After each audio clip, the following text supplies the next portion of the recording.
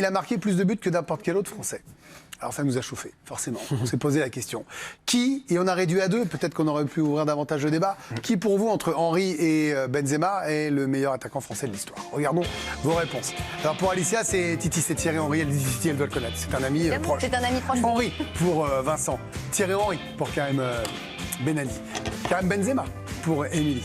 Benzema pour Ludo. Et Henry pour Jérémy. Alors c'est vrai. C'est vrai que le débat aurait pu aller, on en parlait avec Vincent pour tout vous dire en off, de Juste Fontaine, meilleur buteur de l'histoire d'une Coupe du Monde. Jean-Pierre Papin, Ballon d'Or, évidemment, qui a gagné énormément de titres de champion de France, de Coupe de France, qui a fait une finale de Ligue des Champions. Mais on a choisi de le restreindre à 2 grands noms, Thierry Henry, Jean-Pierre Papin. Est-ce que ça vous choque qu'on ait réduit à 2 noms? Et pourquoi Thierry Henry, Vincent? Non, ça ne me choque pas qu'on ait réduit à 2 noms, même si Juste Fontaine restera dans l'histoire éternellement pour sa 13 buts à la Coupe du Monde 58, bien sûr. Et pour ses 31 buts en 20 sélections en équipe de France. Ça sera jamais battu. On précise qu'il n'y avait pas 30 autant buts en 21 sélections, plus exactement. Et donc c'est un truc de fou. Mais non, ça ne me choque pas. Certes, c'est juste, on nie un peu ce qui s'est passé pour l'essentiel au XXe siècle, mais ça correspond quand même à la réalité. De toute façon, Jean-Pierre Papin a une carrière comparable ni en sélection ni en club. Il n'a jamais gagné la Ligue des Champions. Il a le Ballon d'Or. Il a le Ballon d'Or. Donc à une époque où c'était que les Européens, mais bon, comme la plupart des gens au XXe siècle. Non, mais là, on est vraiment concentré sur 2 phénomènes absolus. Je pense qu'en carrière de club, si on isole la carrière de club, Benzema est un tout petit peu au-dessus de Henry, parce qu'il a gagné la Ligue des Champions plus souvent, parce qu'il a eu affaire à une concurrence absolument énorme. Mais si on réunit les deux, je pense qu'Henry est un peu au-dessus, parce que lui, il a été champion du monde, il a été champion d'Europe, il a été de nouveau en finale de la Coupe du Monde. Il a quand même une carrière internationale un peu plus complète et ça reste aussi, ça c'est le prisme anglais, le meilleur joueur de l'histoire de la Première Ligue pour tous les Anglais. Alors l'histoire de la Première Ligue, c'est pas depuis 1900, c'est depuis 1992. Hein. Ouais. Mais malgré tout, ça compte. Ouais. Et ça compte. Et justement, vous le disiez, Vincent, en club, c'est plutôt Karim Benzema qui a l'avantage. On va le voir en chiffres, ce que ça donne. Le match est quand même assez serré en termes de match, en termes de buts et en termes de passes, mais c'est en termes de décisif. C'est le nombre de passes et de buts qu'ont inscrit Benzema. C'est là qu'il prend l'avantage sur Henry. C'est décisif une fois par match. Décisif une fois par match parce que toutes les 90 minutes. C'est assez et Benzema tire les pénaltys depuis 2 ans. Hein. Oui, c'est-à-dire qu'il seulement, il faut dire ça aussi. Et Benzema a une Ligue des Nations. Et en sélection, maintenant, si on regarde, et c'est là que ce que vous disiez est vrai, Vincent, évidemment. Oui, avant c'était faux, mais là c'est vrai. C'est vrai, on le voit, on l'illustre en chiffres, tout simplement, et en chiffres, c'est évident. 51 buts pour Thierry Henry et Karim Benzema, seulement 36, évidemment, il y a eu une pause.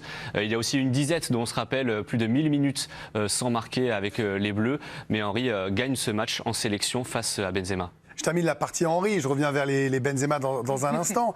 Il y a un truc aussi, c'est que Thierry Henry, il portait le club d'Arsenal, j'ai envie de dire presque à lui tout seul. C'est sans doute exagéré. Il y avait une très belle équipe autour. Et du coup, je vais à contrario des arguments valables de Vincent qui disait qu'il y avait de la concurrence pour Benzema, mais en même temps, il y avait Ronaldo qui peut aider aussi à gagner la Ligue des Champions à son sommet. Est-ce que le fait qu'il soit plus seul, Henry, vous fait pencher vers lui, Karim? Oui, au-delà des titres en sélection, notamment, qui... pour moi, me fait écrire forcément Thierry Henry, puisqu'il a gagné la Coupe du Monde. Benzema n'a pas eu l'opportunité de pouvoir la gagner. Il aurait pu. Hein. Il aurait pu être dans ce groupe-là et avoir aussi une Coupe du Monde à son actif. On ne réécrit pas l'histoire. Moi, c'est surtout l'aura que Thierry Henry aura eu dans son club d'Arsenal toutes ces années. L'impact qu'il aura eu en équipe de France, alors qu'il y avait un joueur comme Zinedine Zidane. L'impact qu'il a eu à Arsenal, alors qu'il y avait des joueurs incroyables autour de lui. Sa présence sur le terrain, son leadership, ne souffrait d'aucune contestation. Benzema, c'est le cas depuis le départ de Ronaldo, depuis quelques saisons, depuis qu'il a passé 30 ans finalement. Avant cela, c'était un formidable joueur, oui, mais ce n'était pas un leader d'attaque, ni en équipe de France, mais quand il y était, ni au Real Madrid. Donc voilà pourquoi je pense qu'aujourd'hui, Thierry Henry a encore une longueur d'avance, mais... je pense que si à la fin de l'année, on peut changer d'avis. Exactement. C'est-à-dire qu'à la fin de cette année-là, si en équipe de France, il remporte la Coupe du Monde en étant ce leader d'attaque qu'il est déjà encore et qu'il est déjà aujourd'hui, je pense que l'on pourra écrire sur cette ardoise carrément. Oui, parce qu'il peut remporter, on le rappelle, encore la Ligue des Champions et la Coupe du Monde. Et là, dans ce cas-là, ça change tout. Bingo le positif pour vous, Karim Benali. Oui. Ah ben, il est content, mais c'est vrai que souvent, il est sur le banc avec des bingos négatifs. Regardez, c'est pas le plus fou, mais il existe. Mais ça compte complètement, effectivement, le culte Henry à Arsenal. C'est vrai que c'était très dur de le trouver. Oui, mais enfin bon. Fallait le faire, Ludo. Ouais, vous avez choisi Benzema, vous ne pouviez pas l'avoir. Il a employé un terme, Karim, c'est le terme d'aura. C'est vrai qu'il avait cette aura, il portait gérait quasiment lui tout seul cette équipe d'Arsenal. C'était une idole, Thierry Henry, avec les Gunners, au-delà du palmarès, parce que champion d'Angleterre, ça vous l'aviez dit, finaliste de la Ligue des Champions, ses 226 buts records du club.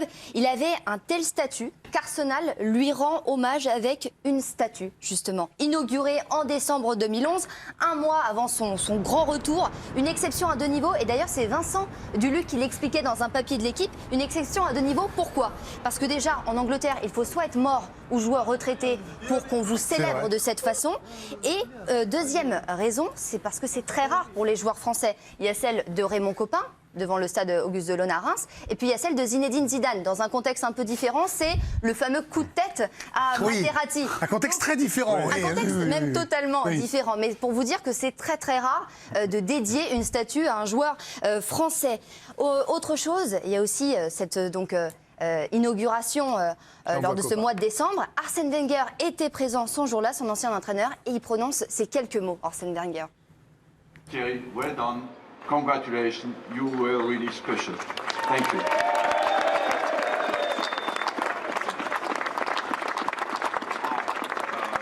Alors c'était très bref, mais Wenger a utilisé le passé. You were very special. Mais c'est ça qui va rendre l'histoire encore plus belle. C'est que Thierry Henry, derrière, il revient à Arsenal et ce retour est absolument mythique, notamment avec ce but, souvenez-vous, face à Leeds. Sa spéciale Thierry Henry, qui marque donc ce retour encore d'un plus fort impact. Et les chiffres ont dû être d'ailleurs changés sur la statue. C'est le risque d'être canonisé vivant. Ah, évidemment. Alors, on n'a pas de statue de Ludo Braniac devant le plateau de l'équipe de Greg. Au Touquet, ils ont commencé. Au Touquet, ils ont commencé. Mais anglaise. Comme ça, ils peuvent le détruire au cas où. Il a une statue de lui chez lui. Oui, lui, il a des peintures de lui. Pour l'instant, ils l'ont fait en sable et à chaque marée. Il a une peinture de lui sur un cheval. Vous savez, un peu, il se la joue comme. Il met la main dans la poche, on ne sait pas trop pourquoi. En tout cas, vous choisissez Karim Benzema, Ludo. Pour tout vous dire, ça a été extrêmement dur de choisir entre les deux. Après Karim, voilà, on sait avec qui il travaille quand même. On sent qu'il n'a pas voulu se fâcher quand même. Avec cette personne mais j'ai moins souvent l'occasion de le voir. D'ailleurs, si vous voulez me mettre avec lui, je veux bien. D'ailleurs. Non, mais vous n'allez pas commencer à faire votre marché. On salue les copains à l'Amazon, mais enfin là, on va rester chez nous à l'équipe. Non, mais des gens comme ça. Je parle en termes de spécificité, en termes de qualité. Être un attaquant au XXIe siècle avec une qualité de vitesse est à mon sens un atout considérable pour pouvoir performer dans le football du XXIe siècle. Or, Karim Benzema a certes été un joueur véloce à ses débuts, notamment à Lyon, mais après il est tombé dans une histoire où c'était plus compliqué, il a pris de la masse, avec les défenses renforcées, notamment avec les défenses à 3. Je trouve que être numéro 9 aujourd'hui, c'est quand même sacrément difficile. C'est pour ça que des garçons comme Lewandowski et lui-même, j'ai énormément de respect par leur manière de pouvoir mener les débats, donc de rester des grands buteurs, mais aussi de rester altruiste. Et d'autant plus quand tu n'as pas la capacité d'avoir une pointe de vitesse supersonique pour pouvoir surprendre les défenses. Ceci étant dit, c'est quand même un garçon qui a su aussi se réinventer. Alors les deux ont su être numéro 1 et au service d'eux. Parce que Thierry Henry a été au service de Zidane et au service. Mais en rôle inversé. Et au service de Messi. Il y en a un qui était leader et qui est devenu au service d'eux, et l'autre qui était au service d'eux. Et Henry a commencé sur un côté, il est devenu avant-centre plus tard. Bien sûr. Il est devenu avant-centre. C'est vrai. Je sais pas, j'ai un coup de cœur pour Karim Benzema parce que la manière de se réinventer, le côté romancé avec alors Thierry Henry là avec la main aussi contre l'Irlande, mais je trouve que il a été mis au piqué quand même chez nous. Il était, il y avait zéro chance normalement pour qu'il revienne. Et la manière dont il est revenu, avec le charisme, il a su changer l'opinion publique comme ça, et je trouve ça vraiment formidable. Et à son crédit, d'ailleurs, cette saison, il vit une saison historique. On va le voir en chiffres ce que ça donne.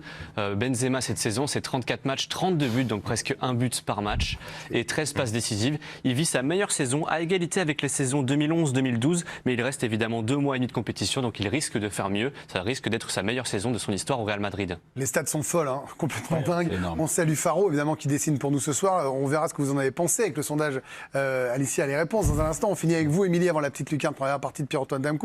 Vous aussi, vous penchez vers Karim Benzema, là, à l'instant. Ah non, mais définitivement. Sans état d'âme. Sans état d'âme, sans objectivité aucune. Et c'est bien, vous le dites. Par le fait que son histoire n'est pas finie. Ouais. et qu'on est en train de faire. Alors, c'est des choix de maître. Hein, enfin, on a de la chance de pouvoir avoir ces débats-là, mais en fait, Benzema, il est toujours en course, il joue toujours, et vraiment, c'est pas fini. Il y a un mondial qui arrive. Et moi, ce que j'aime d'autant plus dans ce joueur pour le défendre corps et âme, c'est que il y a eu le retour de Benzema, mais le retour aussi en termes de communication, d'hygiène de vie. Et pour moi, c'est un vrai exemple dont on a besoin aujourd'hui. Donc, il ne faut pas choisir entre Henry et Benzema, mais moi, mon cœur va à Benzema pour le joueur qu'il est, l'exemple. Vous avez choisi, hein. Vous avez choisi. Oui, mais imaginez, il regarde. On ne sait jamais. Ah, mais j'imagine pas, il nous regarde, c'est sûr. C'est fou quand même. Ah oui, on d'accord. peut pas répéter les choses. Appuyer son argumentaire. Vous êtes en forme, vous aussi, ce soir, c'est bien. Ouais, j'aime bien. Non, mais vraiment, plus sérieusement, son histoire n'est pas finie et je pense que véritablement, elle n'est pas finie parce que là, ses stats, on les a arrêtés au jour J. Mais je vous dis, l'année va être encore longue et ce joueur promet de tant de choses, quoi. Évidemment, Ligue des Champions encore en jeu et Coupe du Monde pour Karim Benzema à suivre. Alors, et vous, qu'est-ce que vous en avez pensé, vous qui nous regardez, vous qui nous suivez sur les réseaux sociaux? Ça a été très serré pour vous, oui. et c'est Karim Benzema qui mène d'une courte tête. Eh oui, Karim Benzema devant Thierry Henry à 55%. Quelques arguments, notamment Karim pour la constance à un niveau exceptionnel et pour avoir duré dans un grand club exigeant comme le Real. C'est ce que disait en substance Émilie. Et puis on a, là c'est vrai, la culture de l'instant veut que ça soit Benzema, mais ça fait juste 2-3 ans qu'il est au sommet pour monsieur Hendrix. Henry à Arsenal, à Barcelone, en équipe de France, il était injouable, mais il y avait Zinedine Zidane au sommet à la même époque. Donc on a tendance à négliger Henry, surtout en France. Or, c'est un monument à l'étranger. Et ça, c'est ce que disait Vincent Duluc tout à l'heure. Voilà, en tout cas, c'est vrai qu'on a beaucoup de chance d'avoir eu sous nos yeux et d'avoir sous nos yeux ces deux joueurs et d'en avoir encore un en équipe de France avec un autre qui pourra rentrer dans la discussion Oui, en je disant. pense que dans 2 ans, on peut poser la question avec Mbappé. Avec Mbappé, on pourra rajouter.